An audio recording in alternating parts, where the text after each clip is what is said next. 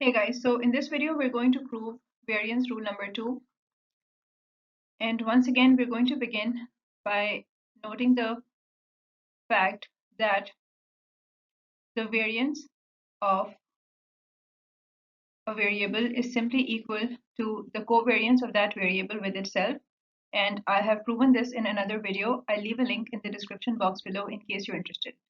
Okay, so this is the multiplication rule where we have a random variable y which is equal to b times another variable z. So b over here is a constant, right? So a variable is multiplied by a constant. Now in this case, the variance of y is equal to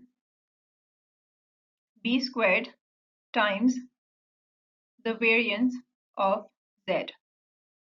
Now how do we get this? So we're going to begin proving this by first of all noting that the variance of y is simply the covariance of y with itself. This is because of this rule, okay?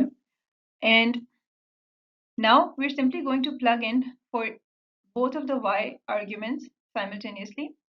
So I'm going to plug in for y, and we know that y is equal to b times z. So I'm going to plug in.